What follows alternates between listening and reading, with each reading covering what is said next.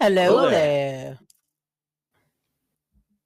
Welcome back to another episode of Star Wars and Galaxy, watching all the Star Wars we can get our hands on. I'm Eli. I'm Jacob. And today we have our final episodic episode of Star Wars in the Galaxy Season 21, episode 174. We have finally finished Season 1 of Star Wars Rebels. Today we are going to be talking about Call to Action, Rebel Resolve, and Fire Across the Galaxy. And Jacob and I will not be doing it alone, just like last week. Everybody loves talking about Rebels. That's what we know. We know everybody loves talking about Star Wars Rebels. So I feel like guest episodes on In a Galaxy are going to become more frequent these days. This is our third one this season, and we have way more coming down the pipeline as well. Joining us today, host of the GALactic Podcast, friend of the show, Lauren Romo. Hello there. What's going on, friends? How we doing? I'm doing well. We were doing good. Thank you for being here. Excited to talk about these 3 episodes. Oh, I can't wait. 3 fantastic episodes of Star Wars Rebels. But before we talk about them, let's do our summaries. In Call to Action, our cold open introduces Tarkin coming to Lothal, arriving, scolding all the existing Imperials, scolding the Grand Inquisitor Kallus and Governor Moketh Tua for failing to curtail their little rebel problem, saying a Jedi is here, as if leaping from the pages of ancient history. We'll get into it, but he's very sassy here. He's having some fun, although he's obviously quite displeased with the situation. Tarkin comes in, takes control of the situation, ends up having the Inquisitor execute Taskmaster Grint and Commandant Oresco for their abject failure to control the rebels and prevent them from, making progress on Lothal. Meanwhile, back on the Ghost, the crew is still stewing over their betrayal by Senator Gall Travis and the reveal that he was working for the Empire all along. But they concoct a daring plan to send out a broadcast of their own, a message of hope, a call to action, some might even say. So in order to execute this plan, they attack the Imperial communications tower on Lothal with a data spike that Sabine has created that's allowing them to tap into the Imperial communications network. However, as they were scouting out this location, they were spotted by an Imperial probe droid. So Tarkin knows that they were coming and has set up the tower as a trap for them. They realize that it's a trap as they are there. They've successfully made their way into the tower.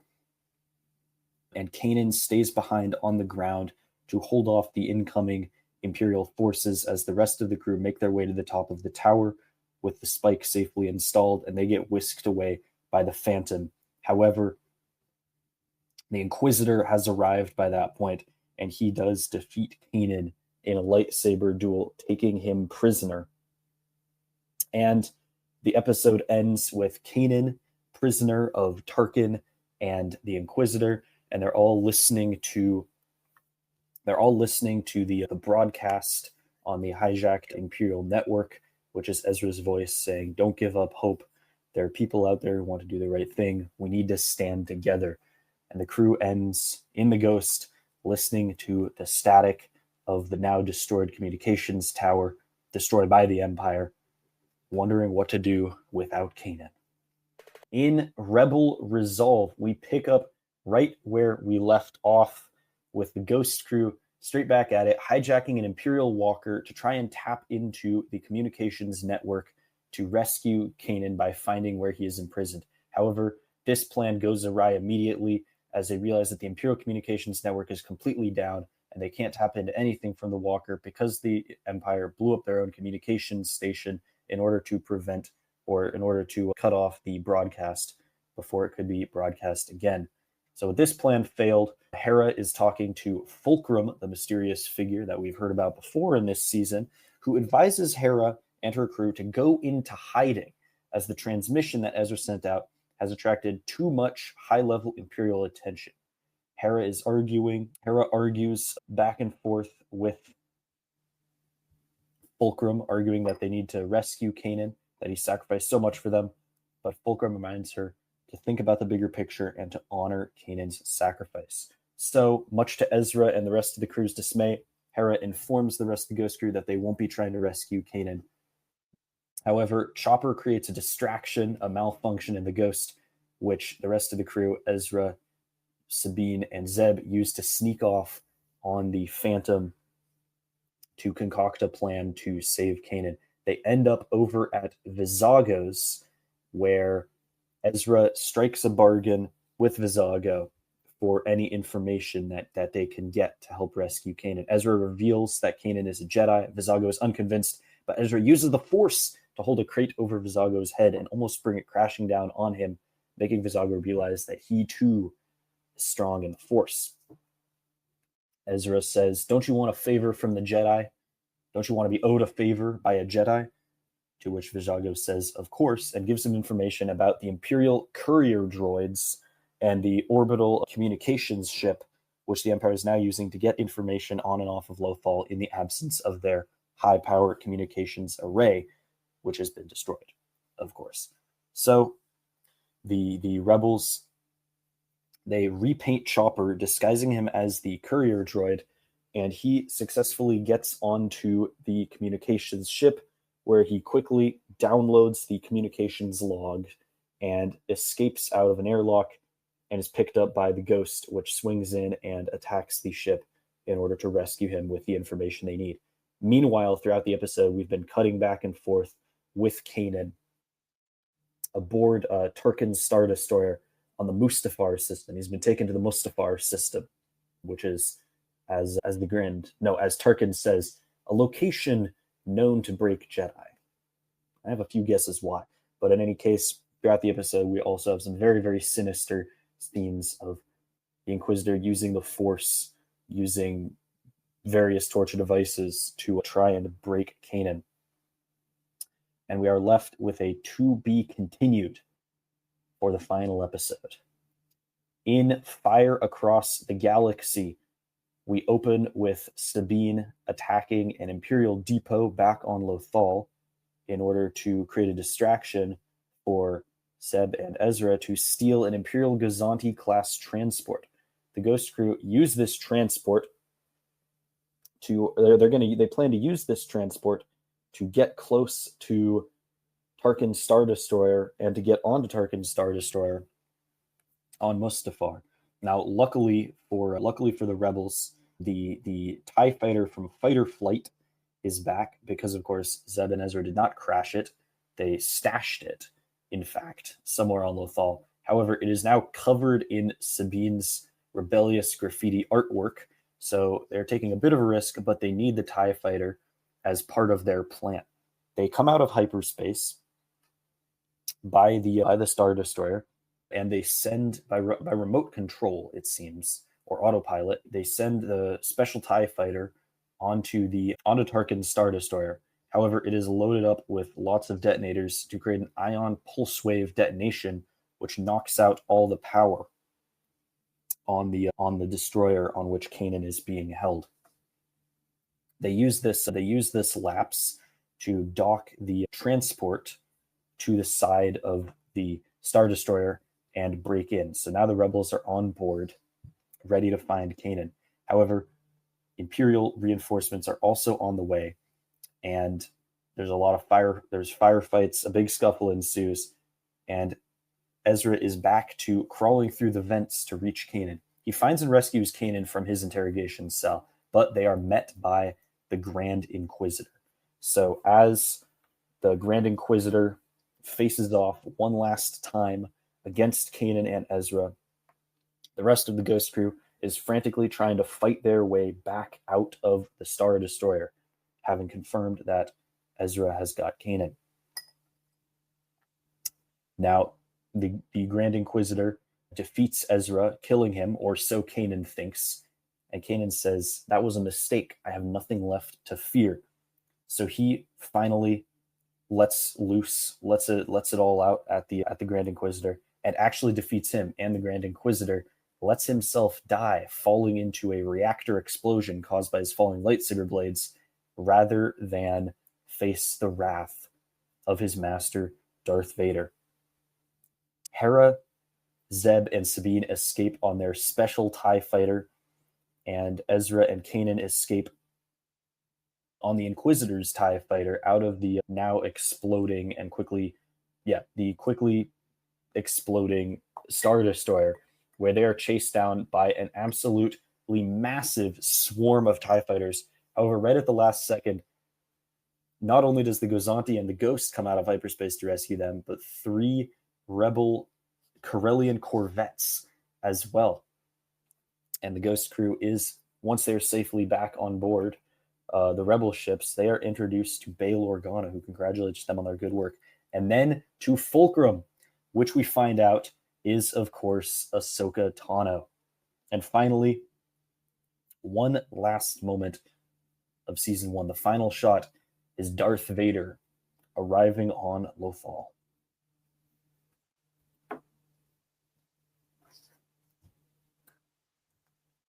All right, so let's get into this. Call to action.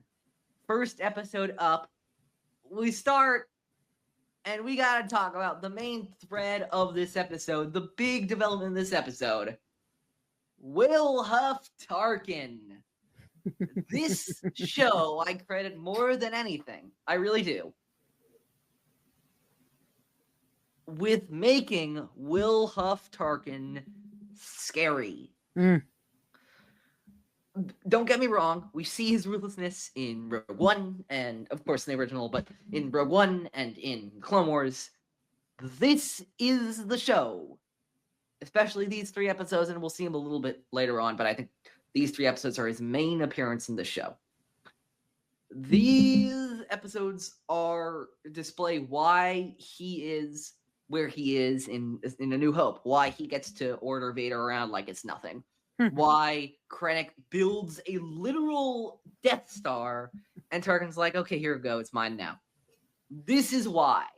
Because, and of course, he's ordering the Grand Inquisitor around, he's ordering Kallus around, I'm sure he'd never been to Lothal before this. Maybe once, I don't know. But he probably did not know Lothal that well at all. But why is he so feared like this? Why is he so legendary like this? Because he gets results. Because when Tarkin is at the helm, he means business.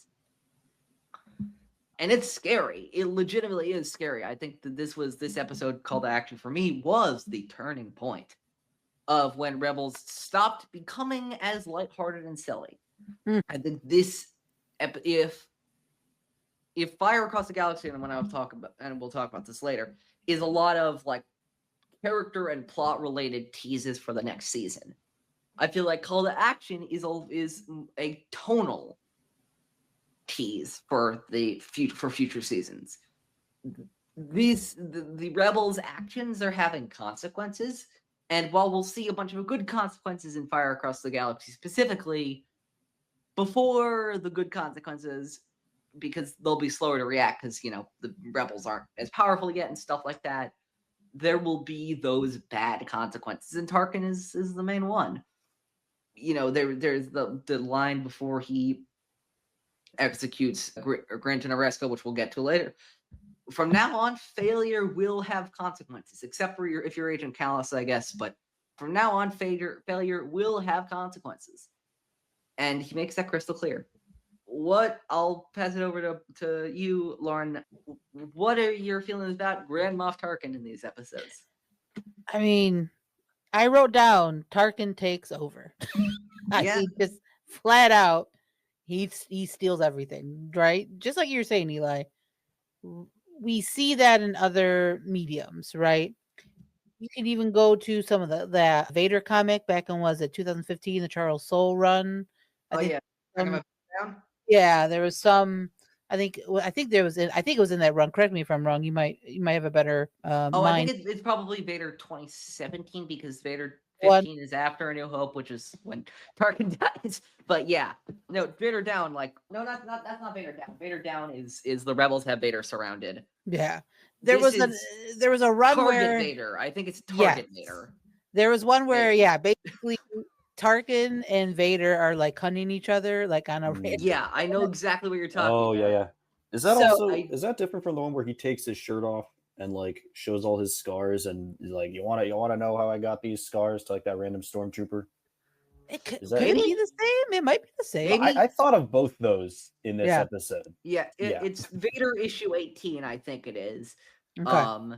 Okay. I have the Wikipedia page pulled up right now because I was just curious to see exactly where it was. I just did, like, in the past few months, I did a reread of not all of the Vader comics. I think I actually stopped around here. I still need to reread Fortress Vader, which is that final arc, but Yeah, I gotta read that one too, actually.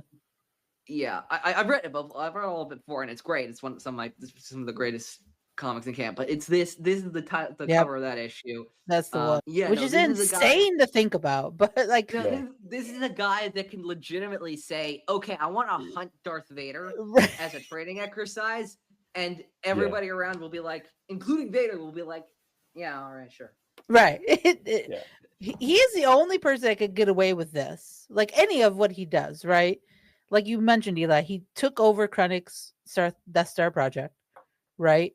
He is basically, I mean, it probably goes, obviously, the Emperor, Vader, Tarkin, like side by side. Like, I mean, they're like up there with, they're as far few as the contemporaries of Emperor. Tarkin. Yeah. Even somebody as like we'll see one of the only equals of Tarkin's, I think we'll see in the show. Yes. Which is Thrawn. Yep. But that's even so, like Thrawn, even though I think he's a gajillion times smarter than Tarkin. I would agree. He still seems to genuinely respect Tarkin as a strategist and as a leader, and I think part of that is just Thrawn's attitude, but I also think that part of that is just the respect that Tarkin commands within the Empire. Right. Well, Thrawn is also to contrast as well. Thrawn is also a serious military man. You know, he's really concerned about like maximizing the Empire's resources. Tarkin just straight up like has mastered the game of fear and ruthlessness. You know, and he lives for. It's sort of the opposite of what Thrawn does. He lives for the politics and the gamesmanship and the backstabbing, and that's how he. But he's also a military commander as well. He's a military commander as well, but like that is also like what his shtick and how he's risen through the ranks. I mean, like just like in this little cold open when he's coming in, the level of pettiness. I want to call attention to like. A Jedi as if leaping from the pages of ancient history. Like it's this whole dramatic thing. And then 30 seconds later, he's like, I actually knew the Jedi. I knew all of them. Like he just lives his propaganda. Let's talk about that. I have some of this speech written down on here. Yes. Let us not forget the sudden appearance of a Jedi, as if leaping from the pages of ancient history. Minister, have you ever met a Jedi?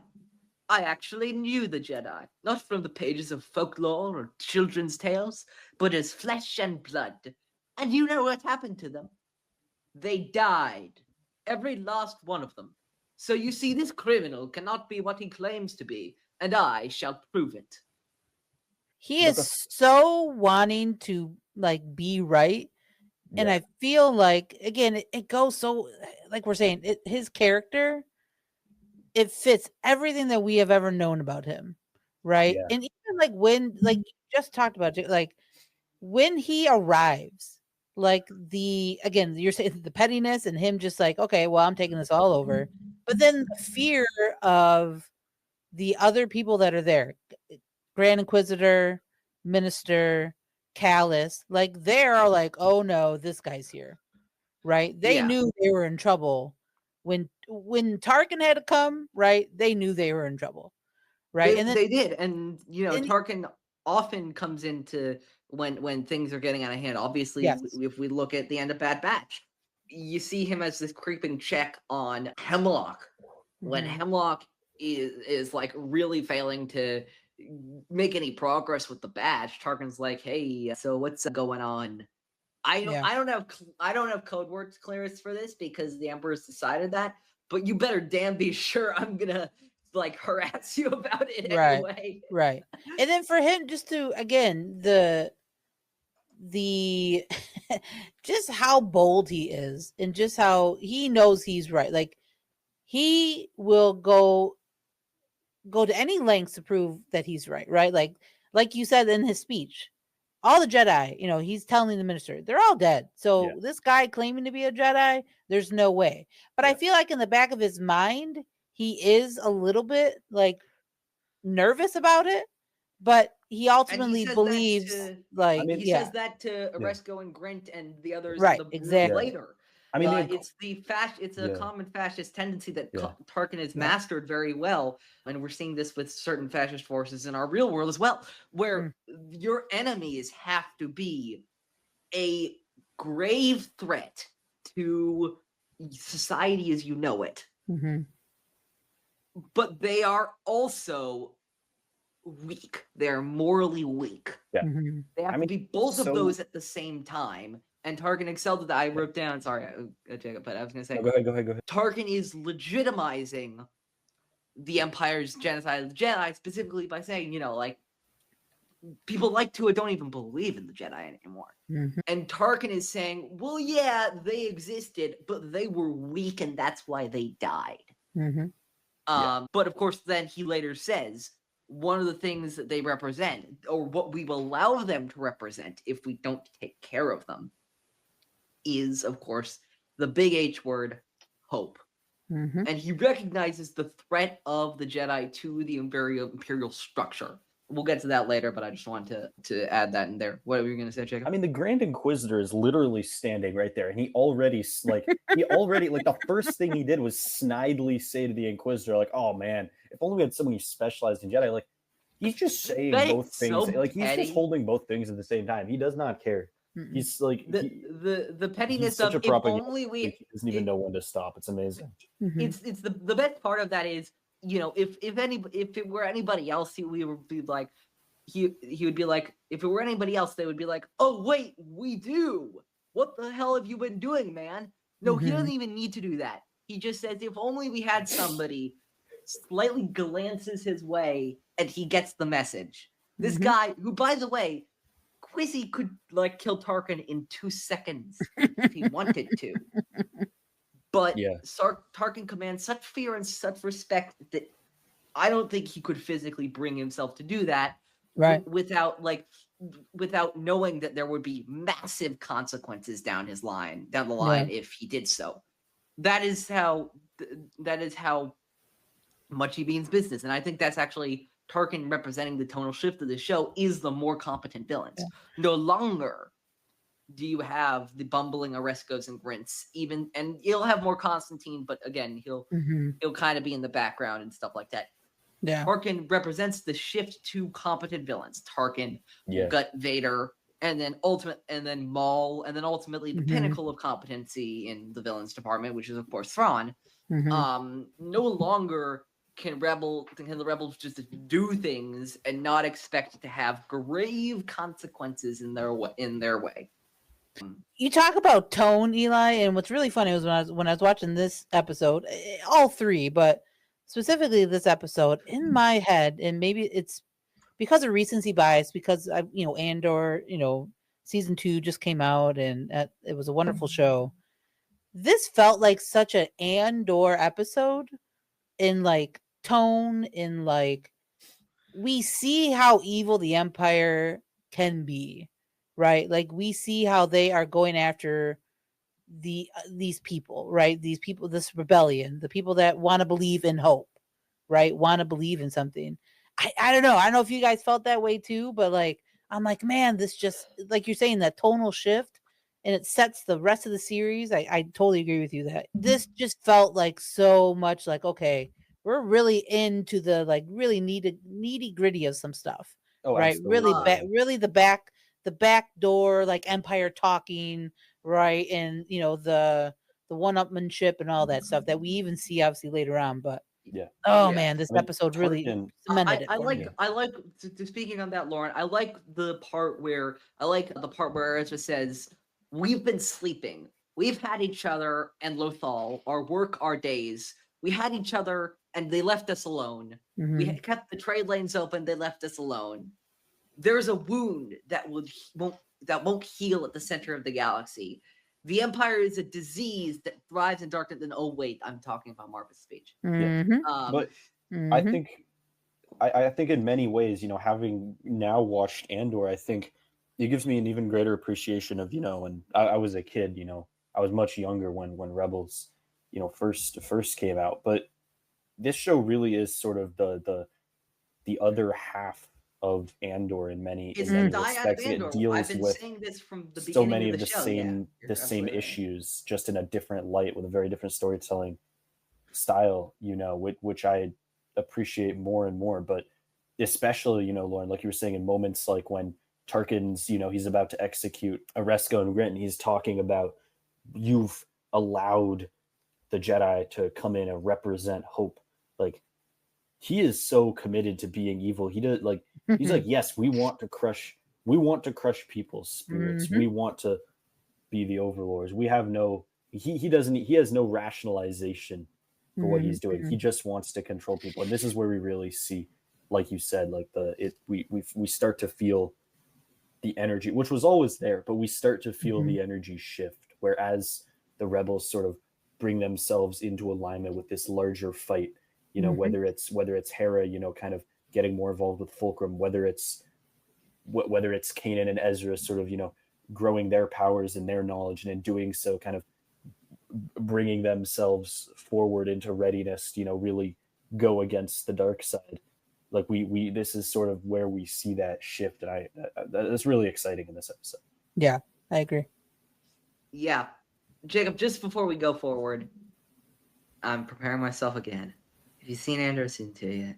Not yet. I'm waiting. I've been busy moving in, starting my new work for the summer. So I'm hoping to get it done.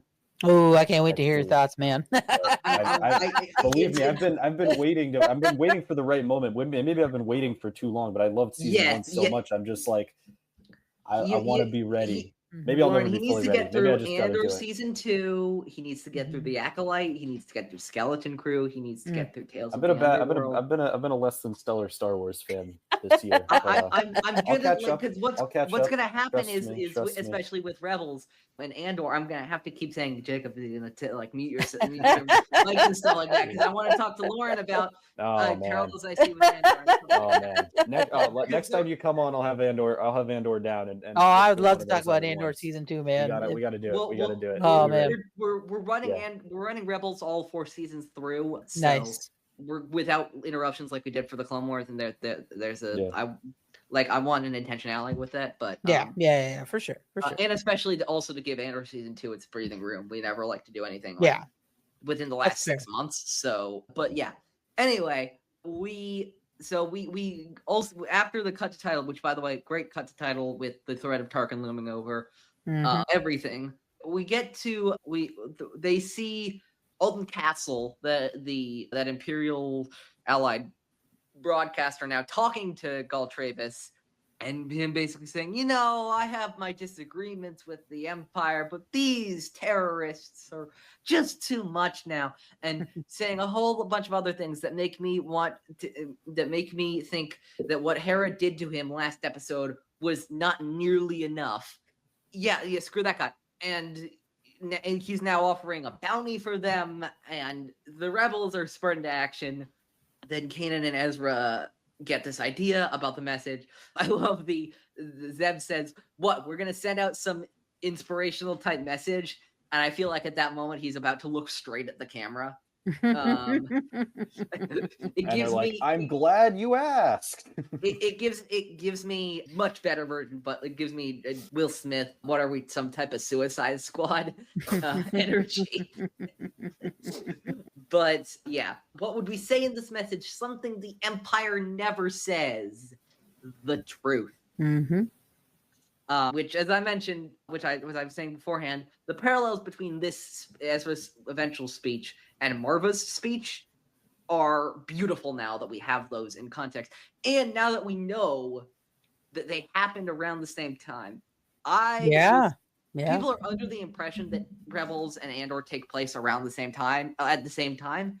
And they're not wrong, but I've managed to clarify a little bit in my mind of where it takes place, which is that Rebels almost certainly takes place. Season 1 takes place after season 1 of Andor, and that is because all of Andor takes place in 5 BBY. Yeah. But halfway through this season, we get the year switch. At Empire Day, we switch from 5 to 4. So that leads me to believe that, not leads me to believe, it means that Ezra's speech must have happened sometime after Marva's speech. And I like to imagine that Marva's speech, although it had a tremendous impact on Ferrix, was only shown to the people who were there at that moment. Right.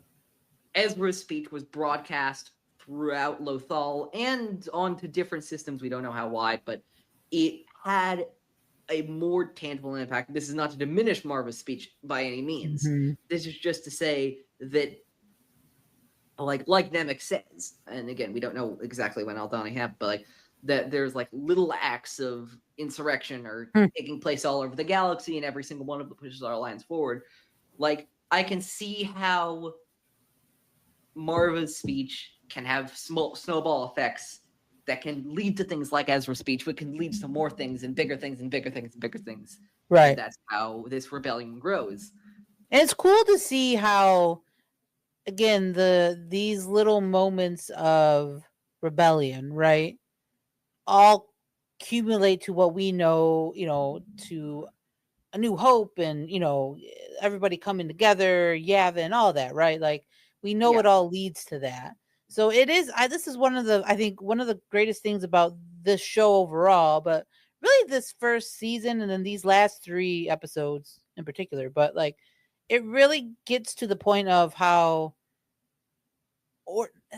ordinary people or just a band of a family, right? Whether, via blood or just together, what they can do to inspire, influence others, right? And to be on the right side of things, to be on the right side of history, or to be on the right side of, wanting the galaxy to move forward and wanting the change for it to be better.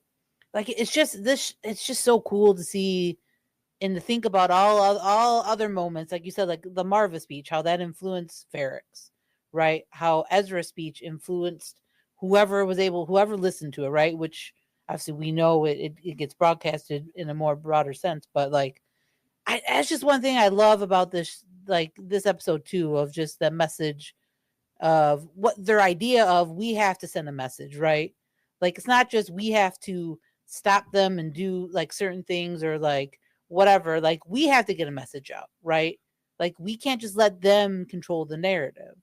Like, Kanan saw that, and the rebel, the Ghost crew together were like, yeah, we have to put out a message of hope, right? Because they know, just like Tarkin knew, hope is the thing that can really change people, right? When you give them hope, that is not good for, fascism, for this type of regime to flourish still, right? People will rebel, and this is what happens. And it's a beautiful, like I said, it's such a masterclass of an idea, right, of storytelling. Like, how do you combat that with your own message, right, of positivity? It's really good stuff. I love it. I love the show so much. It's fantastic. The next point that kind of ties into what you were saying, I have my notes, is this idea, and this is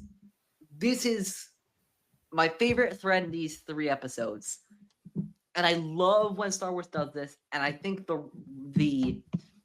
I think Rebels, followed closely by The Mandalorian, has done this the best, which is, we've seen this all over.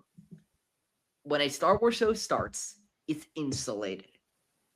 It sticks very much to the same characters, the same settings, to build the characters, the themes, and the conflicts. At the end of the season 1, the dam breaks. And the galaxy expands. Yeah.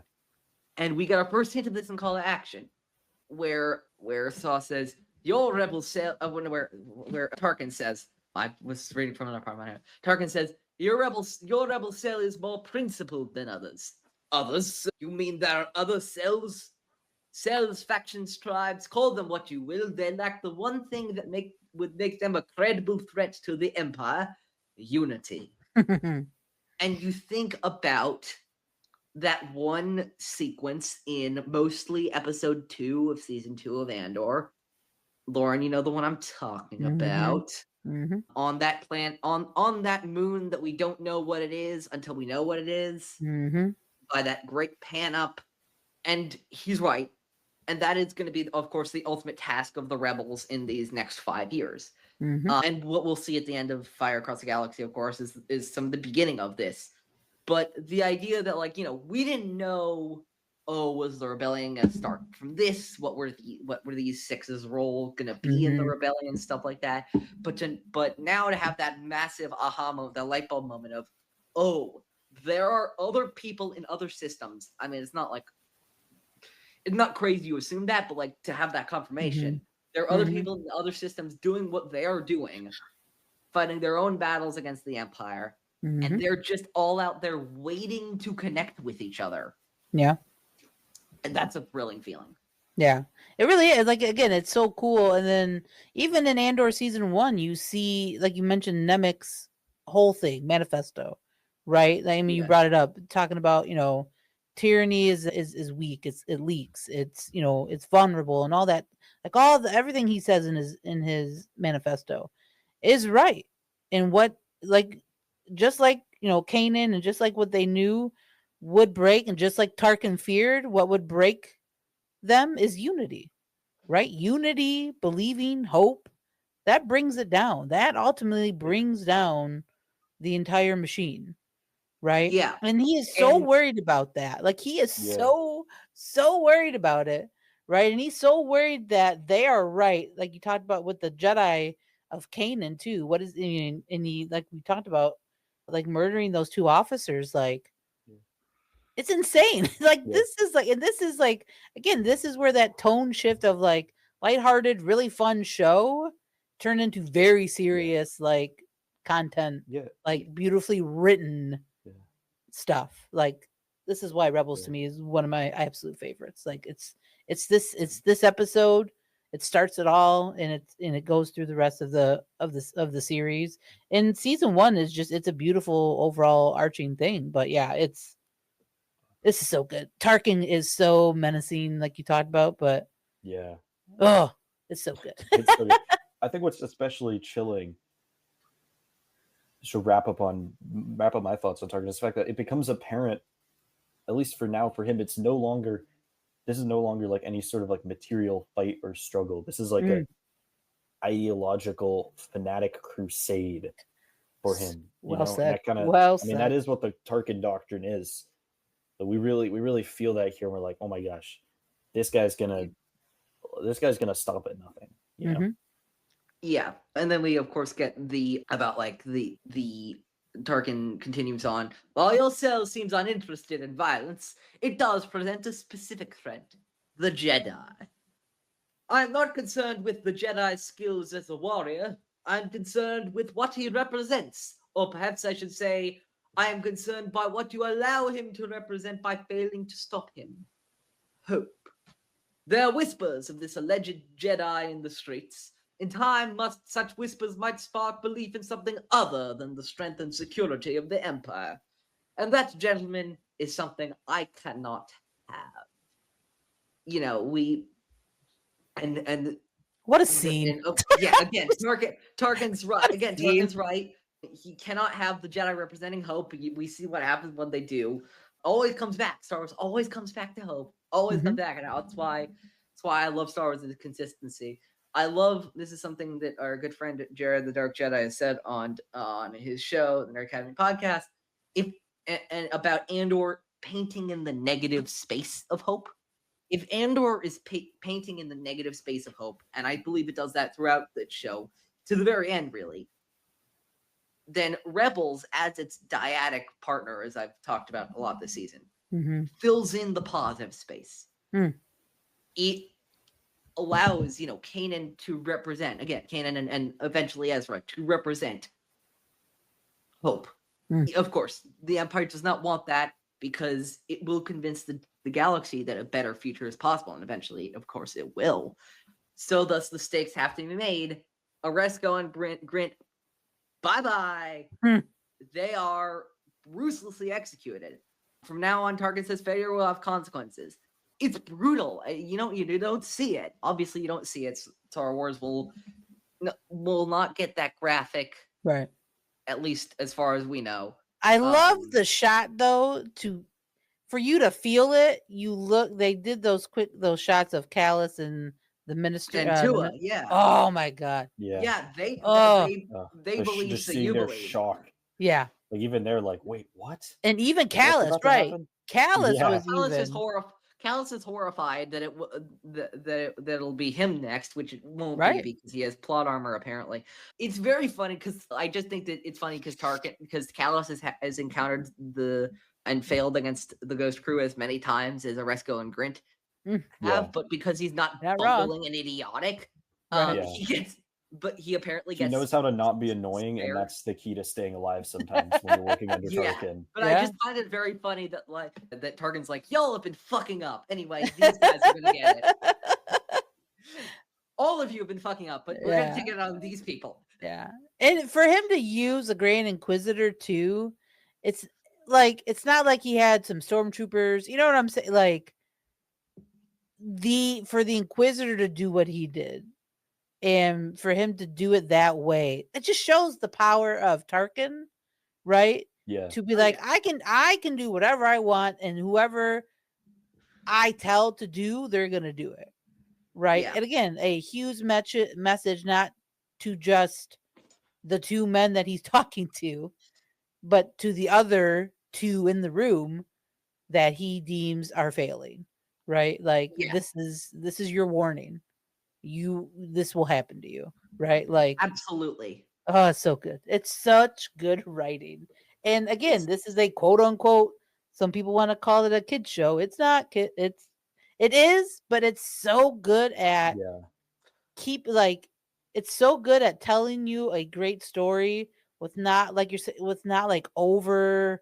overindulging itself, or however you want to think. Like it's just so good. It's so well balanced. As TCW did before it, as TCW did before it, and as Resistance did after it.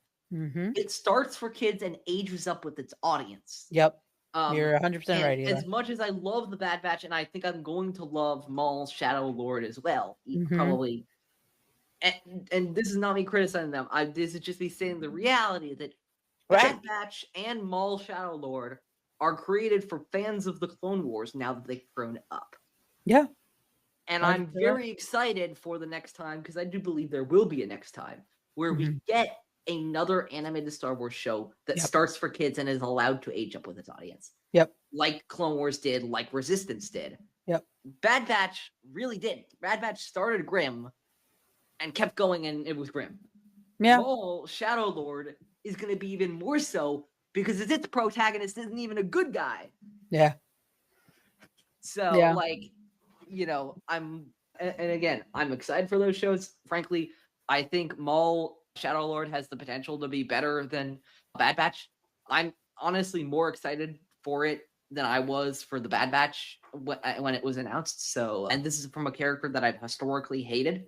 So, this is how much I trust the Lucasfilm animation team. But I mean, really, in Lucasfilm animation, we trust. Like they've. Oh, absolutely, yeah. Every time. But anyway, yeah. So this show is growing up in front of its audience, and so are the characters. Flipping back to the light side, to the rebels. Ezra's using the Force to call a Lothcat to mess with, by the way, another step up. An Imperial first appearance of the Imperial probe droid in the show. Yes. First Ezra's IPD. using the Force to call a Lothcat to mess with the probe droid. Serious step up for him with the Force. Yeah, he's putting in work. Sabine is finally developing a rapport. The last you guys can remember, he had to really connect with, and he has this great arc in this episode, which is about measuring up to the legacy of his parents. Ultimately, it's about, well, they were great. I'm trying to do right by them. Can I ever do a fraction of what they did? And as much as I wish I was like my parents, I'm not. And then, of course, he reflects it onto the Ghost Crew. I don't want to lose you guys, not over this. And Kanan has to teach the lesson. When that time comes, we have to be ready to sacrifice for something bigger. Which is funny for a bunch of reasons. The first one I think is crazy, which is that even disregarding what's going to happen at the end of this episode, when the time comes we have to be ready to sacrifice for something bigger, couldn't that describe both of their endings in this show? Oh, 100. Yeah. Yeah. You can't tell me Filoni had no idea what he was doing. Well, that aged a little too well. Yeah. That aged extremely well. Yeah. Also, by the way, I want to say this, which I just realized. Kanan Jarrus, I would like you to meet a man in another universe. Universe numbered 616. His name is Tony Stark. This episode, I'm serious about this, is the Avengers. Tony Stark sacrifices himself for it all to save the world, to carry the nuke into the portal at the end of the Avengers. But he doesn't. But you think he's going to die by doing it, but again, he doesn't. By a narrow slip, he doesn't. And then, of course, and then after growing a lot more wise over the years and falling in love and doing all this stuff, he eventually does sacrifice himself to save everything and everyone at the end of Avengers Endgame, which is what Kanan does at the end of the show. Spot on, man. I find it interesting that those two arcs with Kanan and Tony are very similar in this. This is why I love Kanan Jarrus. Like, he is legitimately one of my favorite Jedi of all time. I can't say enough good things about Kanan. I mean, I love this character so much. I mean, first of all, I really want to talk about Ezra just super quick with the connection of the Loth cat and everything. I love how this is only the beginning for him of like his nature connection with other things, right? Mainly you could say beast animals, things like that, but his connection to a Loth cat, which will grow into a lot of other things, right? Connection to our beloved space whales down the road and everything. Like, I just love how that is one of his, like, I don't want to say if things. we further want to make MCU comparisons, is the Purgo moment not portals? Yeah, pretty much. I mean, you're not wrong. Is that not what it is? You're not wrong. You're not wrong. I mean, it's hard to disagree. Hard to disagree. Phoenix, say it with me now. Phoenix, assemble. But yeah, I love seeing Ezra's just overall from episode 1, right? To see him where he comes from, and him not wanting to be part of anything, to him knowing that he has to do what he is going to do, right? And he's so worried about what it's going to cost him, right? It's such a beautiful like arc for him. And then again, Kanan, like I could spend 3 hours talking about. I mean, I could talk forever about Kanan Jarrus because, and we did, by the way. The first time Lauren Romo was on this very show. Kanan Jarrus, man. Kanan Jarrus and Ezra Bridger. One of the episodes I love them. One we covered episodes ago. I Rise of the Old Masters. Check out that Theme Between Themes with Lauren and I. That was a great episode. But yeah, no, their relationship in this arc so good. is awesome. But I want to get on. We're going to cover that later. Absolutely. Yeah. But let's get on to the attack on the comm tower. They quickly figure out it's a trap, and the brutality of they left a man behind. Kanan does a sacrifice play. He's so clearly outmatched against the Grand Inquisitor, and then Tarkin wears the bucket. I didn't think we. Tarkin wearing the bucket. That's so cool. Yeah. And then time comes out as they just captured Kanan. The time comes. Say it with me, everybody. Buffalo Wild Wings has deals on deals on deals. Like buy one, get one half off Wing Tuesdays, buy one, get one free Boneless Thursdays, and $3 Tall House beers every day. With all these deals, it's a win-win. only at Buffalo Wild Wings. Was it worth it? You think anybody heard? I have a feeling they did. Wings to the whole. So we have had this clip on our StreamYard for years now. This version, we've had other versions, but this version I've had for a long time. We played it on In a Galaxy episodes and streams constantly, and I lit up when I saw the sequence that it was going to be overlaid. Before we talk about the actual sequence, I want to talk about this meme because somebody discovered, this was a few years ago on Twitter, that Taylor Gray did a voiceover ad for Buffalo Wild Wings, which of course has deals on deals on deals. And the meme kind of spiraled from there. This is, I believe, one of my favorite Star Wars internet memes from the last few years. Only tying with a few things.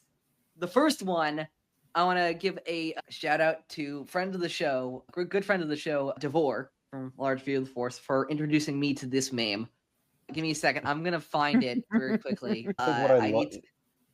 In the meantime, while you're finding that, what I love about the Buffalo Wild Wings, go right ahead. It has, it has just enough of that kind of jaunty season 1 Ezra energy that it really does feel believable. And it's not just Taylor Gray, and it doesn't have the same, he doesn't have it's not just the same guy's voice. It really does sound like Ezra, and I find that hilarious and delightful. I think as do we all. I think. It's hard not to see Ezra when you hear that. Yeah. Especially if you're a rebel, if you're a Star Wars fan, you hear that, and it's a Buffalo Wild Wings commercial. You're confused.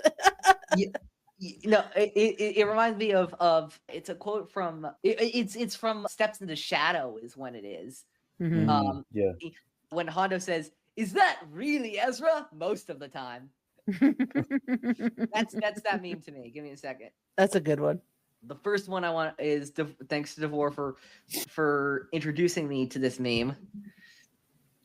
Give me a second. Let me just.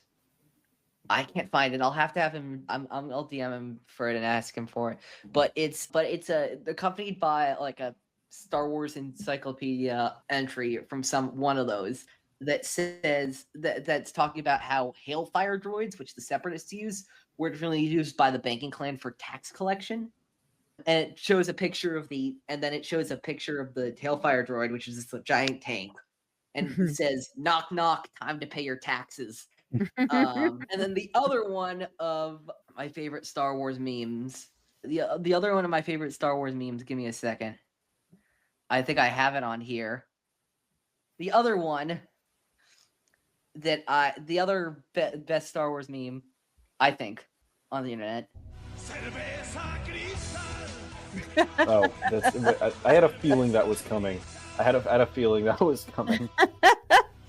That was a good one. That was that's one big hoax. I can't quite believe that that's real. No, it's real. It's real. It's totally real. Cerveza Cristal is meme. It's great. I've seen a whole host of new ones from Andor season 2. Cerveza Cristal memes. Yeah, but Buffalo Wild Wings has deals on deals on deals. It's fantastic. But let's talk about the actual speech, which I have written down here. We have been called criminals, but we are not. We are rebels, fighting for the people, fighting for you. I'm not that old, but I remember a time when things were better on Lothal. Maybe not great, but never like this. See what the Empire has done to your lives, your families, and your freedom. It's only gonna get worse unless we stand up and fight back. It won't be easy. There will be loss and sacrifice. But we can't back down just because we're afraid. That's when we need to stand the tallest. That's what my parents taught me. That's what my new family helped me remember. Stand up together, because that's when we're strongest as one. Andor level speech. I'm gonna say it right now. Apotheosis of Ezra in this season. It's beautiful. He lays out everything he's learned this season and why it matters, why fighting back matters, why what the Ghost Crew is doing matters.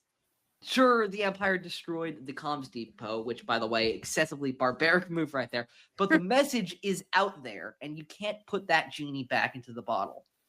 I'm reading from my notes right here, but I'm just imagining this in tandem with Marva's speech on Ferrix and the millions of other speeches across the galaxy that we aren't seeing Yeah. But the galaxy needed Ezra Bridgers. Ezra Bridgers are what ultimately ignite the spark of rebellion, pun intended, into something greater, something tangible. Now, when people ask about the talk about the Bridger transmissions, they'll ask which ones. Well said. Ezra, That's a good one. Ezra is You both can't unring reaffirming the bell his of freedom. Ezra is both reaffirming his blood family legacy and cementing his place in his newfound family. It's just a beautiful speech, and this speech is the catalyst for so many threads, not only this season, but next season. Yeah. We'll learn about the impact that this had on Lothal. Even so, Ahsoka says at the end of Fire Across the Galaxy, people are hearing this. People are hearing this, and they're listening. Mm-hmm. And, yeah. It's funny that this was what Tarkin feared, right? We talked about it. Yeah. Yeah. It did, and it happened just after you This is arrived. his worst nightmare. And It's of the course, we have ideological that fight. thing from the Buffalo Wild Wings commercial that stayed intact. Was it worth it? You think anybody heard? I have a feeling they did. I love this on two levels. It connects to. I love this because it connects to three different pieces of Star Wars media, all in the new era. First of all, there's almost identical exchange between Cassian Andor and Jyn Erso at the end of Rogue One about the signal that they sent with Death Star plans. Mm-hmm. And second of all, there's very similar language in both The Last Jedi and The Rise of Skywalker about the attempted message on Crate, which was blocked by the First Order, and then the successful message sent out by Lando and allies in The Rise of Skywalker, which of course resulted in the People's Fleet.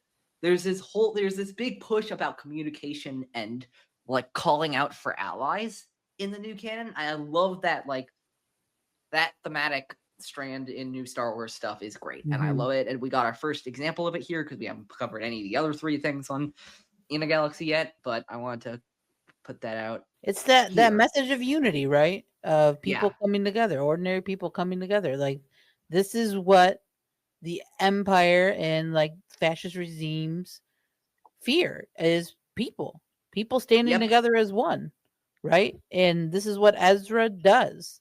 He says that, and Tarkin automatically knows this is not good.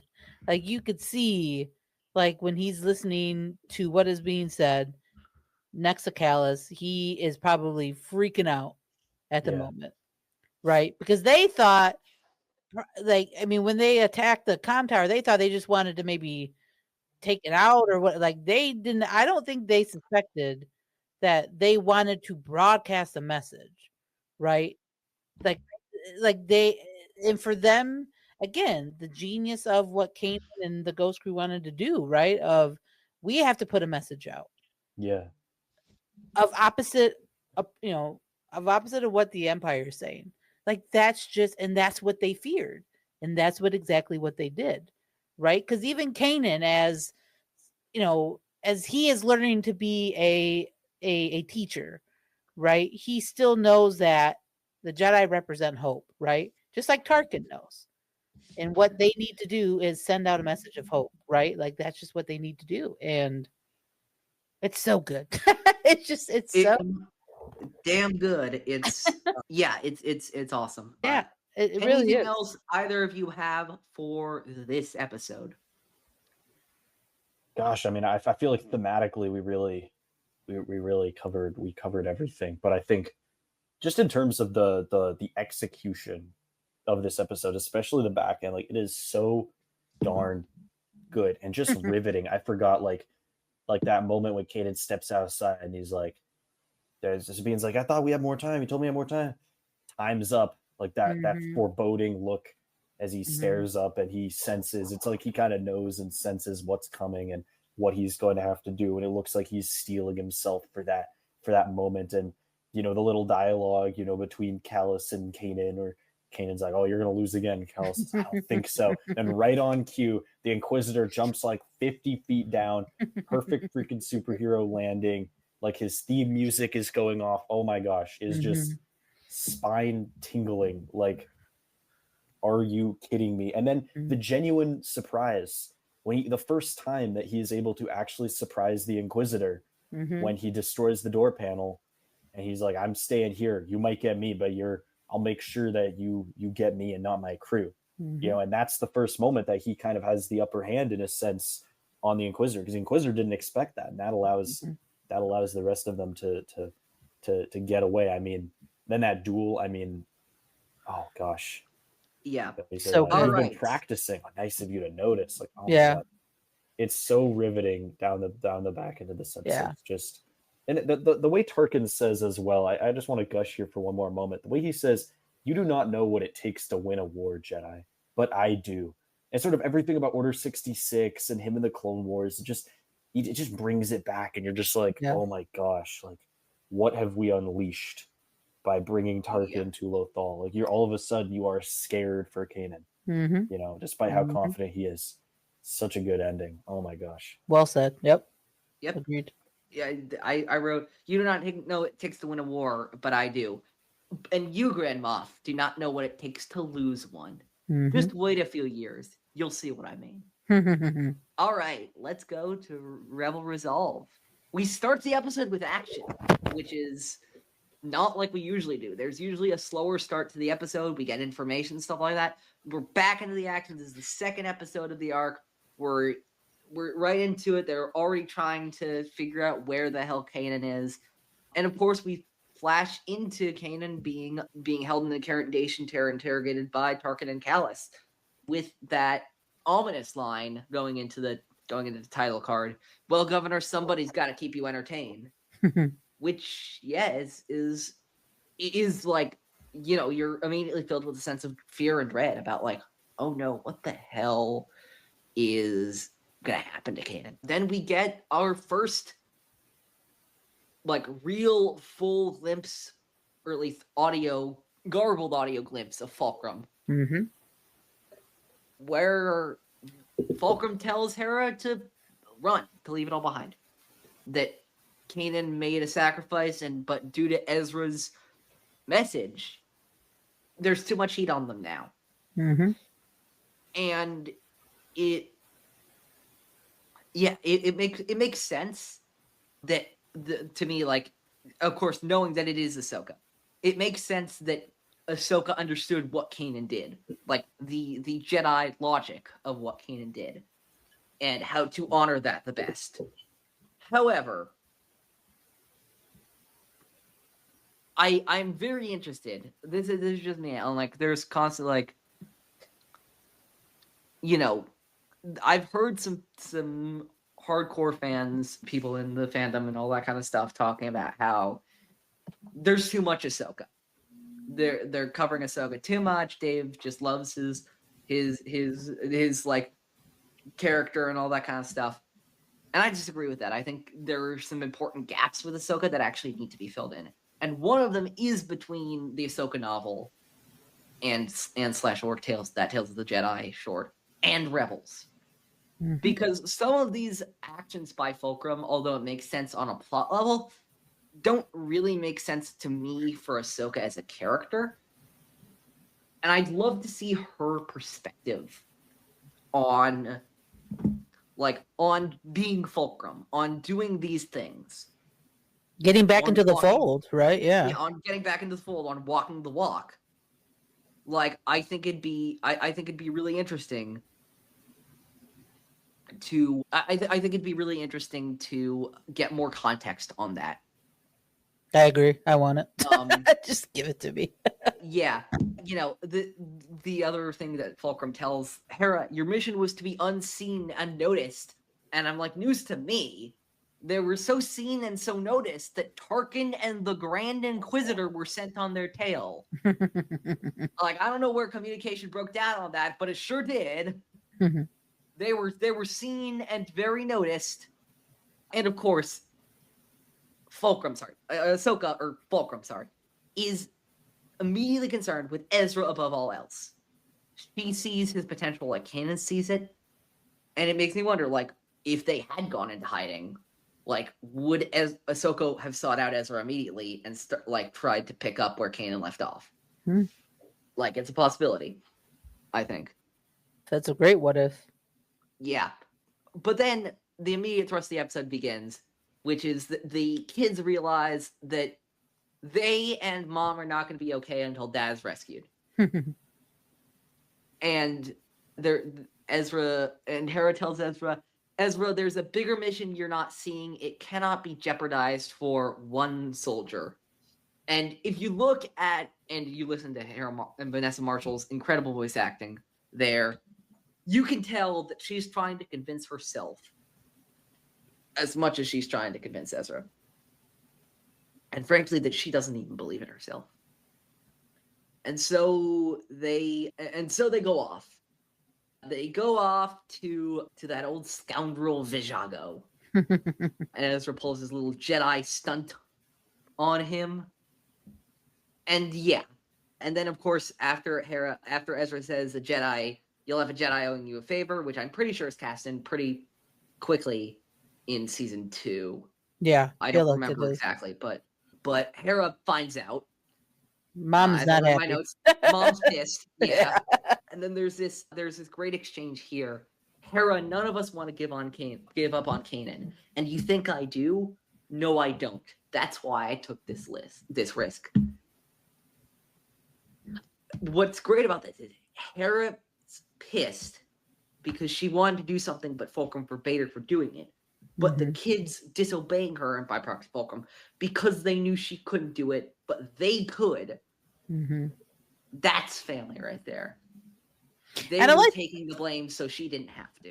And I like that moment where he says that, and she looks at Sabine and Zeb, who have been with her longer than him at that time, right?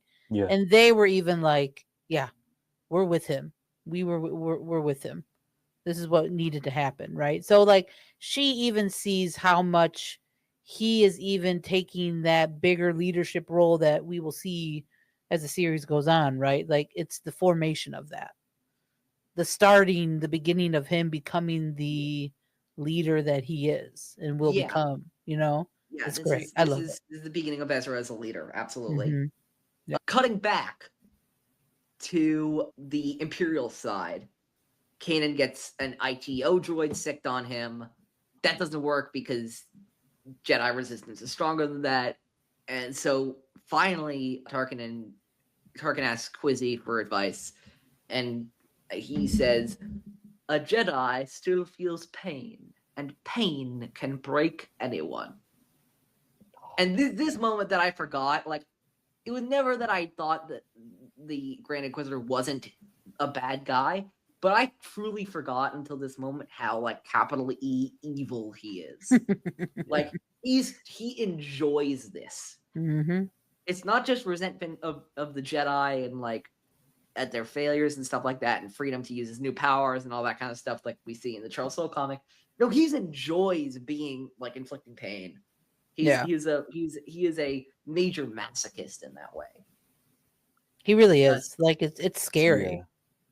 Right? I mean, it goes with the kind of what we're talking about Tarkin too. Like they don't care, right? They only see a end to a mean that they need to take care of. Right? Like he is in their way. And they will do whatever they need to do to break him, to root out this rebel cell. Yeah. And without he's a major sadist because I forgot that one. Yeah. Can I talk about real quick? And then Jacob, 100%. I want to go to you, Jacob, too. But I like, especially in this episode, but there's so much levity of like comedy mixed in with serious, mixed in with comedy, and it's all surrounds around Chopper, obviously, because Chopper is my favorite droid of all time. But like just how he was in on the plan of getting, Ezra and Sabine and Zeb out, so they could go talk to Vizago. Just him, like just Chopper being Chopper, right? And like helping out and like making sure they got away. And Hera didn't know, but she kind of knew, like she suspected what was happening, right? But it was just I just love those little beats of comedy, right? Even when Ezra and Vizago talk, right? They go up to his ship and like Vizago bows to him and he like shakes his horn. He's like, no, you're supposed to like bow too. And then Ezra was like, oh, and Ezra bows too. That's And too he's much, like, bro. and then Vizago's like, all right, well, whatever, that's ruined. So, but like, again, it's just that balance. You talked about that, Jacob, the balance of like being lighthearted and like, a great, like just comedy, very Star Wars-y, but then being serious. Right. Yeah, I like think it's that's so good. A tightrope that this show walks really well. And it's impressive how effectively, in episodes like these, they can flip the switch. The show can sort of flip the switch back and forth. And I mean, yeah, on the note of the Inquisitor, the one-liners that he has in this show, the dialogue that he gets is just incredible. And to use a bit of a Zoomer, maybe even Gen Alpha term, for lack of a better word, I can't believe I'm going to say this, but it fits. He has so much aura in this show. Like every time he walks into the room, the energy just shifts. Like he's always That's enough of him. Okay. He's always coming in with his hands behind his back, but you can't deny it. No. Like he in this show, like I know people look at Rebels, especially season 1, and they see a childlike show. They see a very childish show, and in many ways they are correct. But bro, if he isn't a good villain in this, I mean, oh my gosh. Yeah. Come on. I'm so sad we didn't get more Rebels Inquisitor, even though I think that his story, it wrapped up where it needed to, and it's satisfying the way that it ends. But I mean, but Jacob, we did get more Inquisitor. May I remind you? If you say mustache twirling one more time, if you saw you from Eli, I across the swear to God, and we really dig your vibe. He really knows how to push my buttons. He knows I don't like Melonhead Inquisitor. He knows that's the last thing I want to think about right now. He knows that's gonna kill my whole vibe. But I'm not gonna let that kill my vibe, because I want to switch gears a little bit and talk about Ezra with Vizago.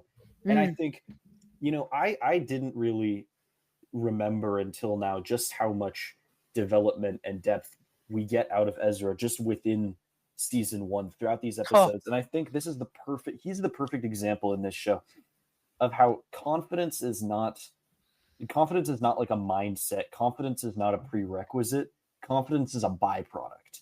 And Ezra has gained his confidence and replaced his cockiness with actual confidence through this hard-won experience. So we get to the moment like Vizago where he steps up and he says, Kanan's a Jedi. You have to help him. And I think Vizago, obviously,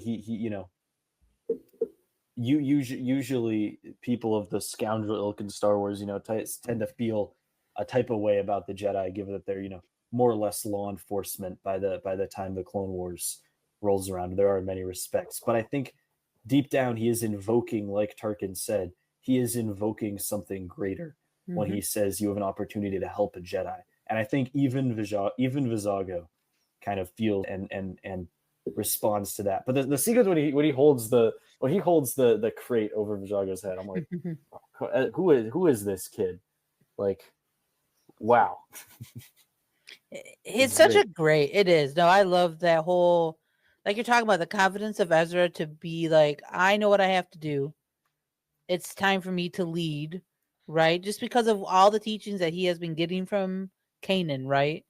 Like, in that, even in the last episode, that little Kanan Ezra like moment we kind of talked about too, of just, Kanan saying, listen, we're kind of learning together, right? But like, we're here together. We're gonna do it together. And Ezra, I think, it takes everything that he has learned from Kanan into this moment of like saying like confidence and knowing that, okay, this is what has to happen, right? For us to get Kanan, like it's just knowing what the cards he has to play, right? Into knowing what can help them achieve what they need, right? It's like, okay, I have to make a deal. I have to say something that probably is I shouldn't, right? And like we talked about, mom gets mad, but it has to be done, right? And Ezra knows that, and that's just, again, the beginning of his wonderful like leadership kind of story. Is like the really big jumping off point of it in this episode, and it's so good. I agree, Jacob. It's so good. It's so good. Yeah. The final thing I have for this episode, really, lock up your children, lock up your pets. Finally, we have the entrance of the true legend of the show, And I'm of course talking about war criminal Chopper. Bodies on the floor. I had to wait so long. I thought it came in earlier. Airlocks 4 stormtroopers, just casually, into the cold vacuum of space, what he does. And then, of course, we have to talk about that courier droid who was serving the Ghost Crew very nicely. Oh, God. And then Topper, as the doors to the cargo hold are closing, Yeah. full on, this is Sparta's. That courier droid out of the cargo hold to a thousands of feet drop and gets us to laugh for it in the process. Again, this is where that comedy, the balance of comedy, right? I mean, they're on a mission to find their friend, right? And this is what Captured by the Chopper Inquisitorius. does. Yep. It's just it's so good. Like it's just, and then the line of Zeb saying, I probably should have saw that coming. Like it's just Oh like, no, Yeah, it's fantastic. Like, dude, they were that so, genuinely makes me mad every time. right. Every time. What did that poor kid, man? Right. And it's just so funny because they're like, yeah, maybe we'll keep him. And Sabine's like, yeah, well, maybe they're all kind of agreement. And Chopper's not having any of it. And like you're saying, Eli, like just this is Sparta moment. Just pushes him out. And how happy he is. That's just the cherry on top, right? Like he is so gleeful of what he just did. And then the three of them are just looking down. And then again, I love Zeb, just the perfect beat time of just saying, well, she saw that coming, right? Like, just it's so good. And it's just why Chopper's my favorite. It's damn good. Yeah. Final note for me on the episode, of course, the Mustafar system. I've only heard that name once from Kanan. He said Mustafar is where Jedi go to die to be continued. Ends the episode. It's funny. What a note to end on. I love that we never really know what was going to actually happen to Kanan on Mustafar. But of course, due to association with Vader, we know it can't be good. And now with our new knowledge of Fortress Inquisitorius, I think what's probably likely would be that Grand Inquisitor, along with the Inquisitors we know are still alive, fifth brother, seventh sister, eighth brother, first brother if he's not a zombie yet, and any other Inquisitors and Purge Troopers around would have tried to convert Kanan. I'm pretty sure that's what would have happened. I think they would have tried to turn Kanan into an Inquisitor. Thank God he never got that far, and I honestly prefer that we never find out what would have happened. It makes the mystique and terror of Mustafar, at least for the purposes of this show, that much more scintillating. Yeah. But it's a damn good way to end this episode. Yeah. Any other thoughts about Rebel Resolve? So good. It's just so good. It's personally, I think, the weakest episode of this arc, but it doesn't have that bombastic speech at the end, like call to action, and it's not fire across the galaxy, so something had to come third. It's still very good. It's such a good setup, though, right? Like you're saying, Eli. It's a great setup. It's a great setup. It's a fantastic episode. I think one thing, the end of this episode, one thing that this kind of clarified for me, or something that I've been thinking about a lot, is we've coming off of watching Andor, then immediately going to this. It's sort of I felt a little bit jarred by obviously different show, different form of storytelling, very different target audience. It's jarring by just how easy it is for the Rebels to get away with things in this show. And I think having Tarkin here and sort of what he represents and the kind of the kind of way that he is at this point more of an ideologue than he is. He obviously is still, a military man and a politician, but he's more of an ideologue than he really is concerned with the X's and O's of how to run an empire. And I think that's one of the Empire's main downfalls, looking at its leadership and everything that it represents. It's so ridiculous how easy it is for the Rebels to pull off these insane heists like this one, where Chopper comes on the ship he's late. There's no escort in sight. What happened to the 4 troopers that are supposed to be escorting this droid? The Stormtroopers don't care. They're just like, oh, regular. The droid's here. He's got the right paint job. We're late as it is. Whatever.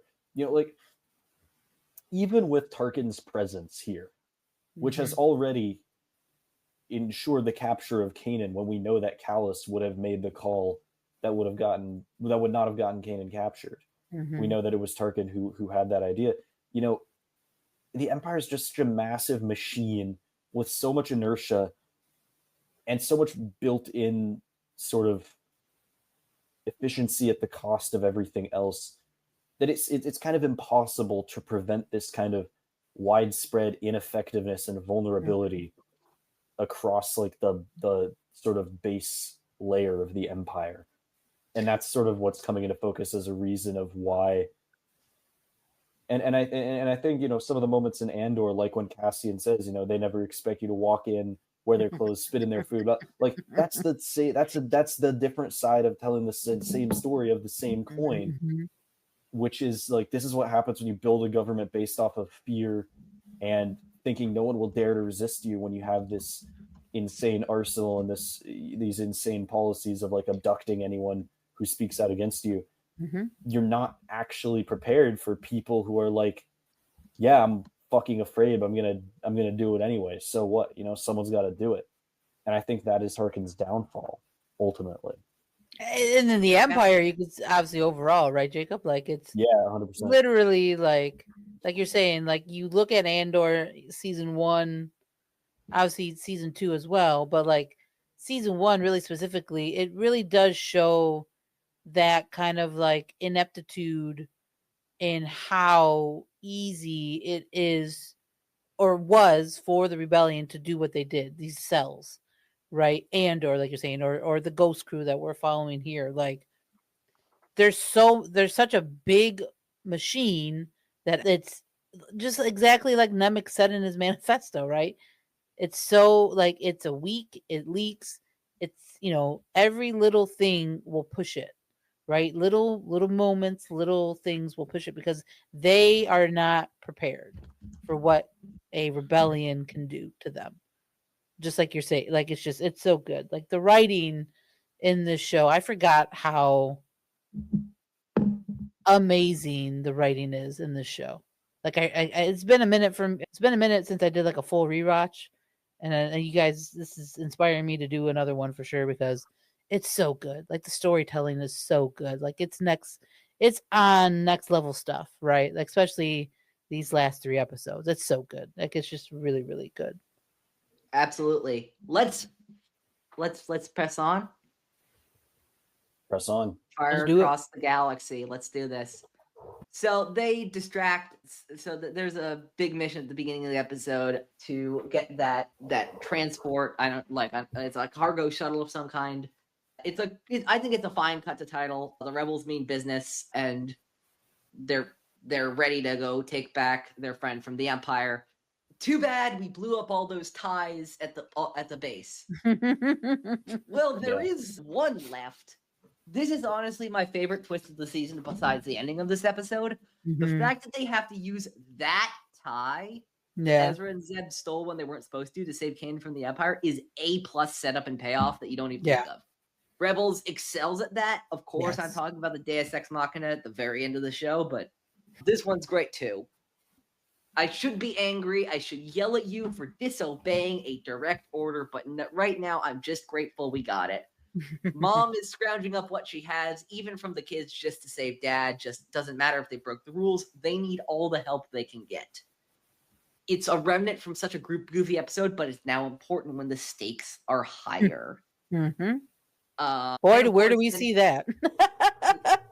And then of course we see that Sabine's painted it, and that shrug from Ezra and Sabine when they know they've been up to some bullshit, but they need it now and they can't turn back is fantastic. Yeah.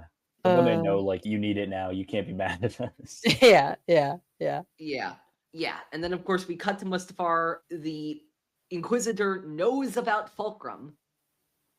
Doesn't know who Fulcrum is, but knows about the title. I'm now starting to wonder, like, oh, is this a Dedra Meero thing? Dedra was obviously, like, obsessed with finding Axis. Maybe she was, like, the Imperial supervisor point person on code like coded rebellious figures, Mhm. it makes sense. It didn't have to be Dedra, but makes sense for somebody like Dedra to have found that Yeah. out. Someone from Imperial intelligence. And then we get to, this is great.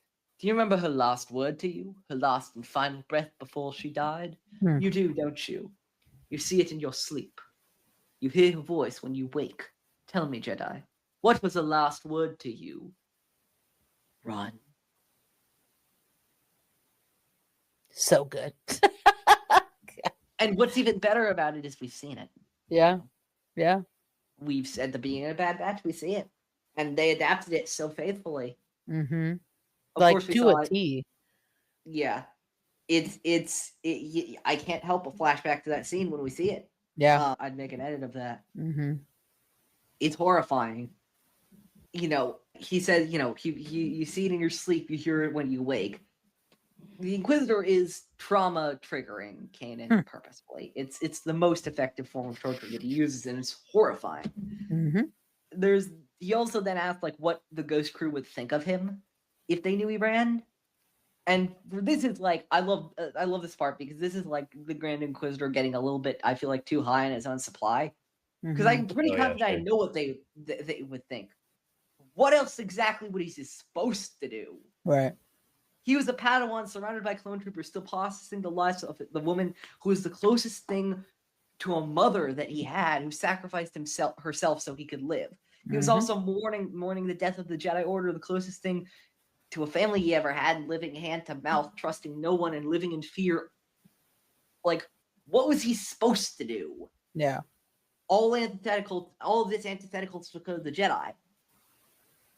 Like, it is very much like the Inquisitor saying, oh, look at that terrible thing you were forced to do, and then turning into Alan Tudyk in the hot dog suit. We're trying to find the person who did this. Mm-hmm. Yeah. Like, yeah, it's terrible. Like Kanan was forced into being a coward. Who was he forced to by? Like, who did that to him? The Empire did that. Yep. It's like it's like the mighty Inquisitorius who surrendered to the Empire, by the way. Mm-hmm. They are the ones who think that running was the weakest thing to do. You don't have the courage to wear your full saber out in the open. Yeah, geez, I wonder why. Maybe because he'd have the full force of your empire on his back as soon as he whipped it out. Oh, wait, that's exactly what the season's been. Right. That's exactly what happens. And I honestly think that part of that is what gets Kanan to realize, like, look, he's held on to his own traumas for so long.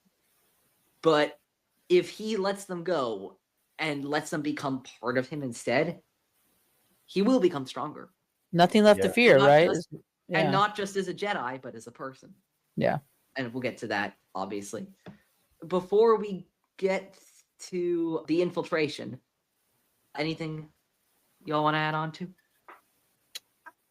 I mean, I really do love the interactions between, like you're talking about, Eli, the Grand Inquisitor and Kanan, because it's just it's so good, right? I mean, it's the mental torture along with the physical torture, right? Like physically hurting him with the pain of the machines, but then mentally hurting him with having to relive that moment of seeing his master die, right? And being told that he was a coward for doing so, which he probably has felt, right, for years, right? This is probably that's nothing new, right? He is just reinforcing that to Kanan. Like, yeah, this is why you are weak. This is why you are, why we caught you. And like, it's just the mental and physical, like, part of the interrogation. It's just so good. It's such great storytelling, right? It's just so good. And then again, I mean, I know we might talk about it, but like the music is so good in the show. Like, it's fantastic. God, it's so it's like unbelievable. I forgot how much the music is so damn perfect in this show. Like just the beats they use. The Kiners managed to mix all the old original trilogy cues with their own music from the Clone Wars and then their own original music. It's like a master stroke. It's so good, right? And you feel everything with the music. Just like again, in every Star Wars movie, right? It's the John Williams stuff. It's this show. The Kiners are so good at that. Like they pull that extra emotion, right? It's not just what's being said, but it's the music. It makes you feel that moment, right? It's so freaking good. And then the animation. I know you guys might have talked about this obviously throughout, but like I forgot how great this animation is. I love this animation style. I love it. Like I like the lightsabers. I know that might be controversial or not, but like it's so good. The animation is so good in this show with the music. It just sets everything up where you feel those emotions, right? When he's being interrogated and like everything. Like it's just so good. Like it's so well done. It's so well done. Yeah, I think Absolutely. the thin shimmery lightsabers being a sort of an homage, and the whole art style, being an homage to the Exactly. original trilogy, and really the original like Ralph McQuarrie Oh, yeah. concept art it's incredible. And yeah, I think it's like at its peak in season 1, with Kanan and the Inquisitor and these moments. Absolutely. Gosh, I think Yeah. I mean, yeah, the interrogation is incredible, but we should get on to the infiltration. I think The infiltration and rescue. First of all, yeah. So I'm not going to argue again. I'm not trying to do this for you. I acknowledge battle droid humor is superior. However, we get some I elite do stormtrooper humor. We do. We I do. do like I was gonna say. that's not regulation. Yeah. I kind of like it. Yeah, that's one of my favorite lines. I It's forgot how very- great that it's line very is. good. Yeah. I mean, I think also think we Go ahead. honestly forget that most stormtroopers are just like conscripts or just people like trying to get by, like make Right. the most of like being put in a terrible situation, which is kind of why I think a lot of what happens on Lothal is like these are not the fanatical graduates of the prestigious core Imperial academies. no, because nobody wants like to be these sent are to like Lothal. like these guys are these stormtroopers are goobers, bro. Let's be honest. But I love I can't ever since this show came out, it's been one of my favorite ones. Well, Yeah. honestly, this is I kind of Tarkin's like it. story. Like, Yeah. Whatever. it's like, Yeah. you mean in your Um, entire career you've never seen a TIE fighter painted anything other than like gunmetal gray, and you're just like, Right. oh man, finally they're making a Yeah. change. Like you don't think to be like, oh, something's odd here. Like Right. They're like, I Yeah. kind of like it. Yeah, it's so good. Yeah. So good there. Okay. So I love that of everything, Ezra has to vent to rescue Kanan. That seems like such an Ezra culmination of this season. And then Ezra rescues him, and then in the reactor, they're of course confronted for the final time by the Grand Inquisitor. All right, let's do this. First of all, the Jarrus charge, which is a term that Jacob made up many years ago, which is Kanan going like this with his lightsaber, holding it up like across his face, just charging in. Of course, that incredible design of the incredible tactic. Now Kanan, unlike in Gathering Forces, Kanan is not just using the blaster lightsaber thing as a gimmick.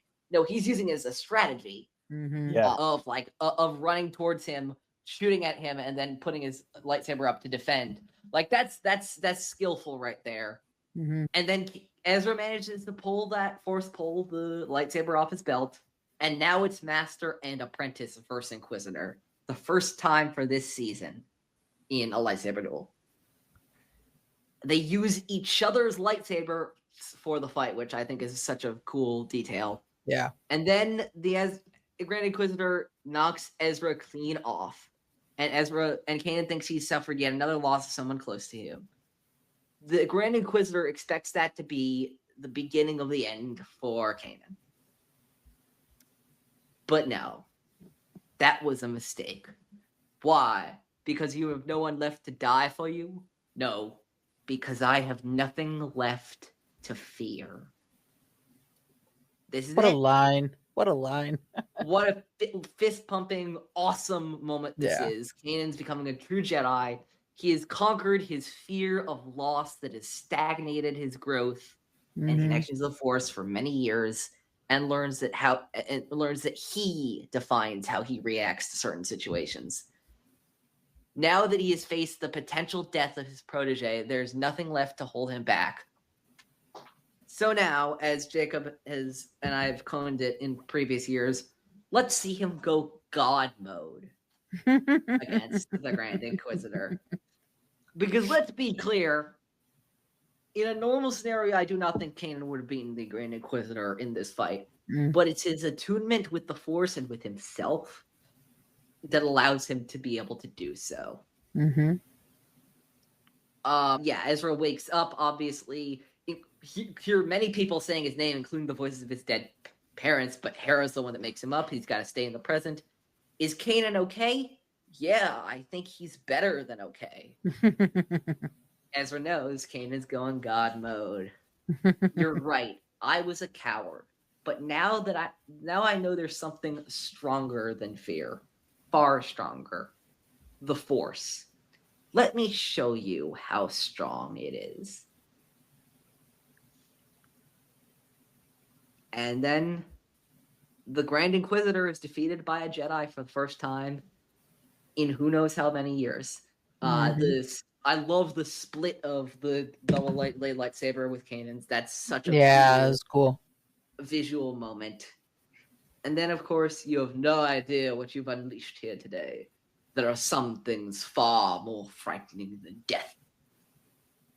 Grand Inquisitor, in his own way, is right here. Kanan has unleashed his full potential as a Jedi, drawing more allies closer to him, as we'll see in Season 2, and more enemies against him, as we'll also see in Season 2.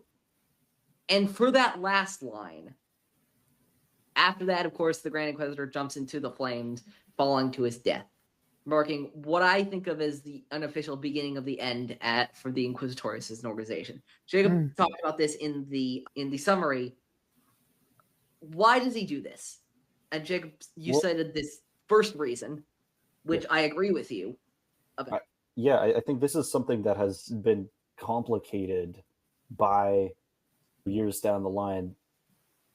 The Kenobi show coming out is that at first it's just, he's so worried about just facing Darth Vader's wrath, but now it's kind of like it's deeper than that. Like, he's been killed or nearly killed once already, and we don't there's a lot more mystery as to what transpired to get him back going again, so now it's almost like I just have more, it feels more open-ended than it used to in a Interesting. sense. That was actually an explanation I had not considered. But what are you thinking? So the first thing that you mentioned in the summary is, I think, absolutely one of the reasons, which is being confronted by Vader or the Emperor. They do not take kindly to failure, and neither does the fascist government they run. We've seen this constant amount of time, countless times within and without the show.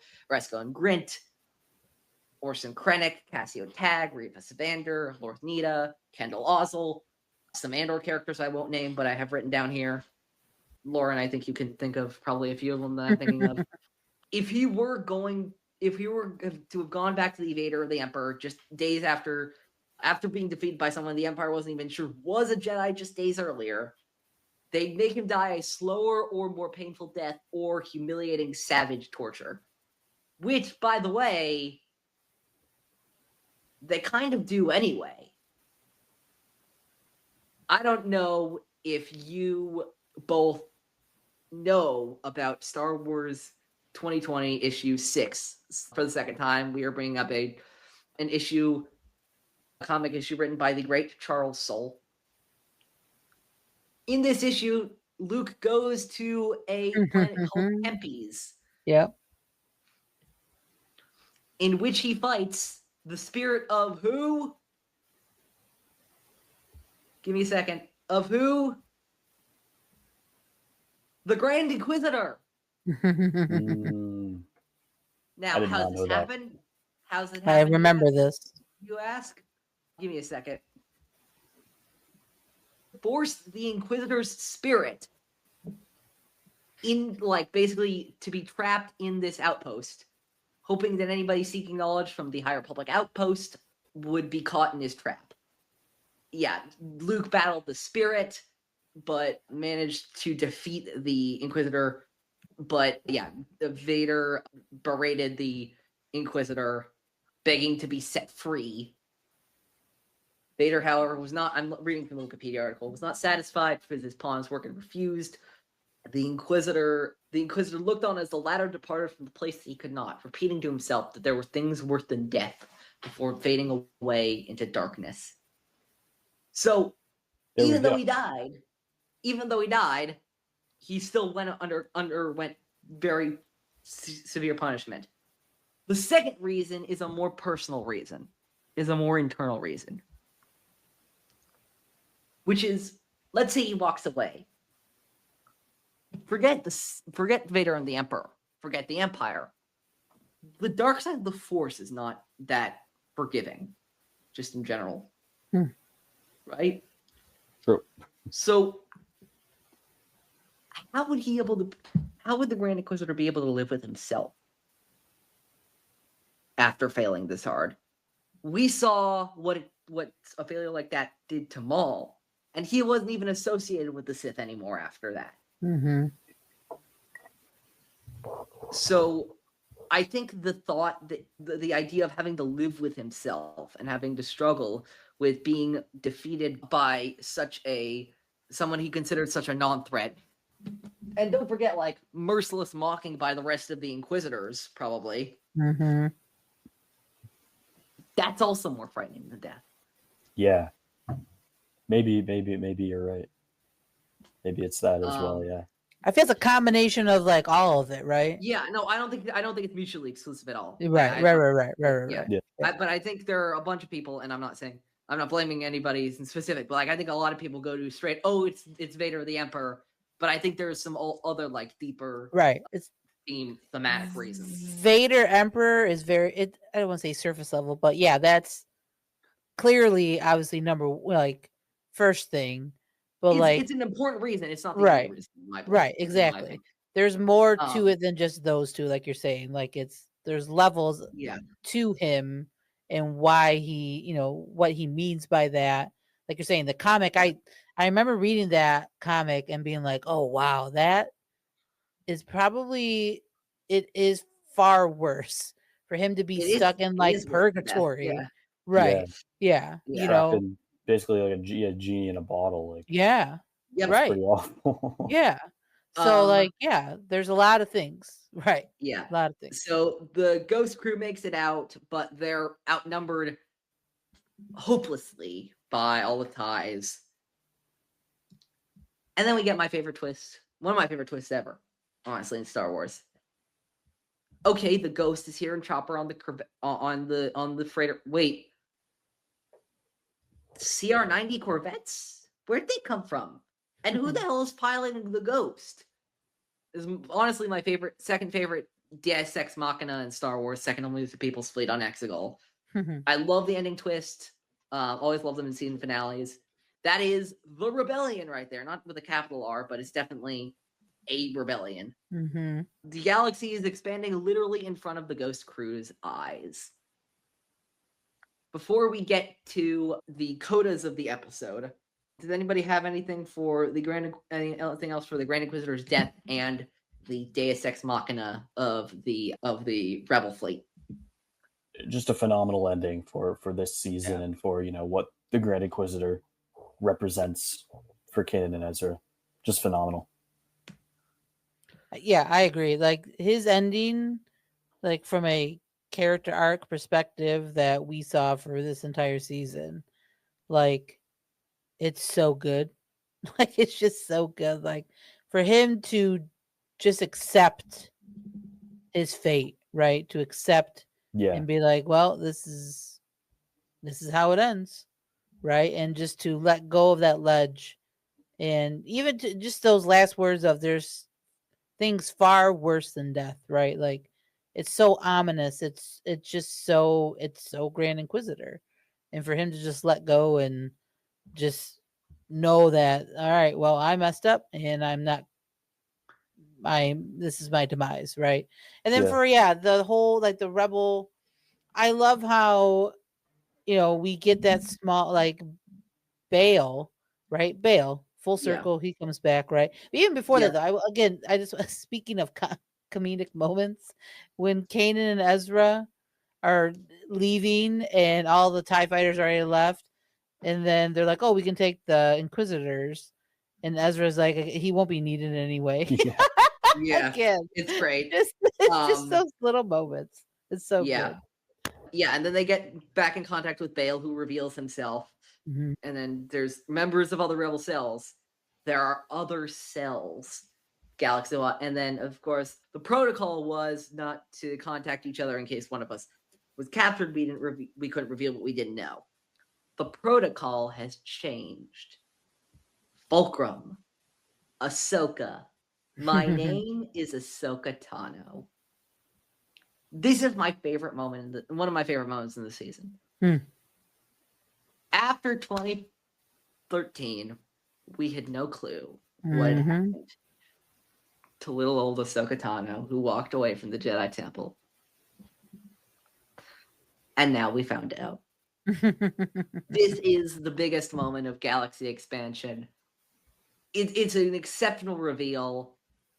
I'm so excited to reanalyze all the great work that Ashley Eckstein does for this series. Yeah. It feels like the Ghost Crew has some major backup in this moment because Ahsoka is ready to kick some ass. One chapter has closed for you, Ezra Bridger. This is a new day, a new beginning. My second favorite part of this episode, only to the phenomenal duel, is this promise at the end. The galaxy's a big place, and in season 2, we're going to see a hell of a lot more of it. Ghost crew isn't just locked to one sector anymore. They are part of a growing movement that will free the galaxy from the oppression of the Galactic Empire. And of course, we cut back to Lothal. Not to worry, Agent Kallus. The Emperor has sent an alternative solution. As Snoke says in The Last Jedi, darkness rises and light to meet it.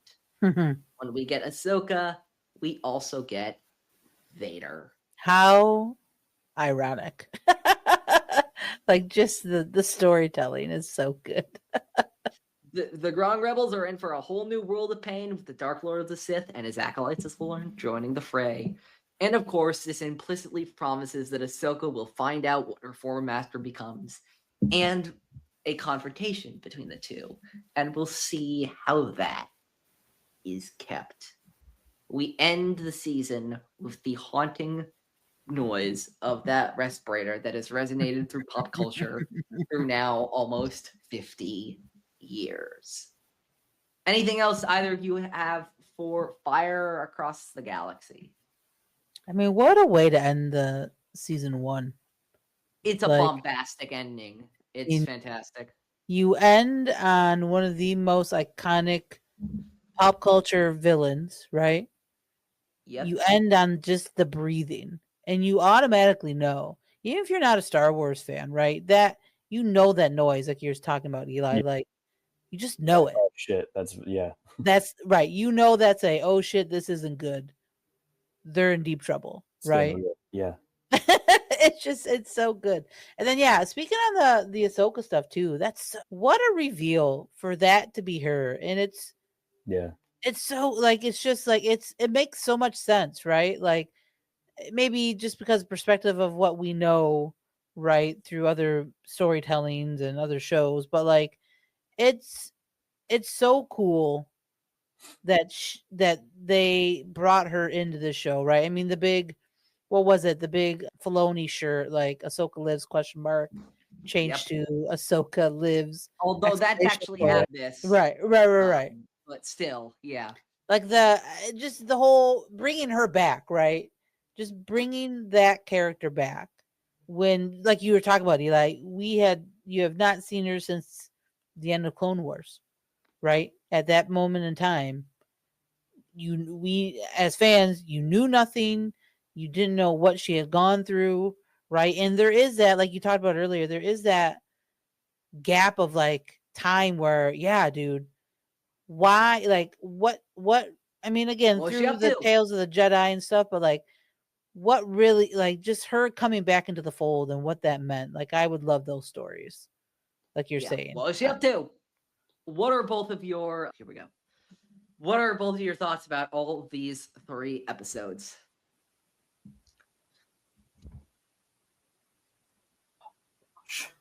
Where to begin? Where to begin? Really and truly. I mean, it's a fantastic conclusion for this season, and it's also a perfect primer for season 2, Lauren, like you were saying, with just the, kicking it up a couple notches in terms of the intensity thematically, in terms of what we're going to be dealing with. But it is just a really great sort of tying together of everything that we've seen these characters work on throughout the first season, particularly Ezra, with him building his confidence and his abilities and his sort of place in this family and in the galaxy at large. Yeah, it's awesome. It's you couldn't have put it like a better way to end a season 1, right? Like, I mean, to go through that journey of this team, right, from episode 1 to this ending, and then, I mean, honestly, I remember watching it, and I didn't have any idea that Vader would be a part of, like, what's coming up, like what's next, right? Because I just never would have thought like we could get that, but here we are, right? You see him at the very last image you see of the season, right? Is his face, is his daunting mask, and we all know as fans what that means, right? And then Eli, that was such a good point of like having the, darkness rises, light to meet it, all that, and it be Anakin, Vader, and Ahsoka. It's so good. Like, you can't tell me that is not one of the greatest family affair storytelling of all time. Yeah, like it's so good. It's so good, right? And And part of the Skywalker saga. This is now part of the Skywalker saga. I believe that. Yeah. This is what enters into Skywalker saga. I agree. Yeah. No, I loved all 3 of these episodes. Fire Across the Galaxy is just an incredible season finale. Mm-hmm. We'll surely talk about these episodes plus more in our retrospective episode, which is what we're doing next week. Before we go from this very lengthy recording, thanks, Lauren, for sticking with us. Where can we find you? Yeah, first of all, thank you for letting me jump on with you guys, because A, I love Rebels. B, you have inspired me to watch Rebels again for like the millionth time. But I forget sometimes how good this show is and how great it is from season 1 all the way forward, right? So thank you for letting me join your guys' conversation. I love it. Love Rebels. You can find me at the GALactic Pod. We're on Blue Sky, Instagram for the moment. And then we're on all the major platforms, Apple Pod, Google Play, Spotify. You can hear me and my cousin Andrea talk Star Wars from Andor to just random topics, man. We have a lot of fun. And then you can follow me at Lauren Romo on, again, Blue Sky, Instagram are probably the 2 major platforms you can find me. And yeah, thank you again, guys. This was so much fun. I really appreciate it. Absolutely. Thanks for coming on. That's going to be it for this episode of Star Wars in the Galaxy. Next week, as I mentioned already, is going to be our retrospective, after which we're going to be taking a 1-week break from Star Wars in the Galaxy and returning with season 22 of Star Wars in the Galaxy, which will cover season 2 of Star Wars Rebels. In the meantime, you can follow us you can listen to us everywhere on all the podcasting platforms. You can follow us mostly on Blue Sky at inagaxpod.bsky.social. You can follow me everywhere. My link tree is linktr.ee/_OGFan327. By this time, we will have recorded our next EC match, Goose versus Andy, but it probably won't be out yet, but it'll be out soon. Check that. We're very excited to put that out. And I think if there's nothing else, all there's left to say is may the Force be with you. Always. Always.